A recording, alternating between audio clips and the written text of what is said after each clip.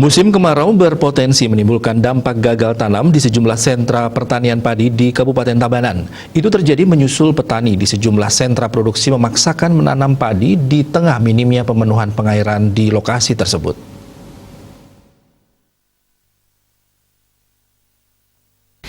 Kepala Bidang Sarana dan Prasarana Dinas Pertanian Tabanan I Gusti Putu Wiatnyana mengungkapkan, jika tidak terjadi hujan, maka musim kemarau ini berpotensi mengancam sejumlah sentra pertanian padi di Kabupaten Tabanan.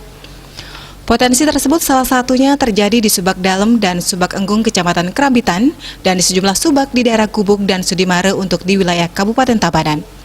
Di Subak Dalem dan Subak Enggung ini rata-rata baru 1 bulan tanam padi, namun beberapa titik sudah mulai menunjukkan dampak kekeringan. Sementara di daerah Gubuk dan Sudimare baru tahap mengolah lahan untuk persiapan tanam.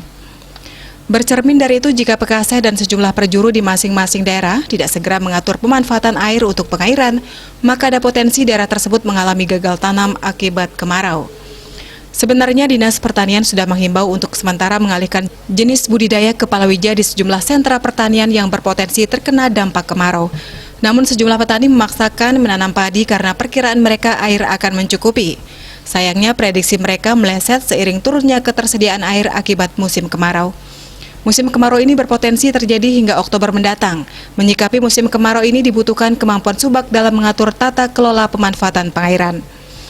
Salah satu cara yang bisa dilakukan adalah dengan sistem sorong, di mana sistem tersebut mengalihkan air ke areal sawah di bagian atas untuk kemudian dilanjutkan mengairi areal sawah di bagian bawah ketika sudah penuh. Bisnis Bali melaporkan.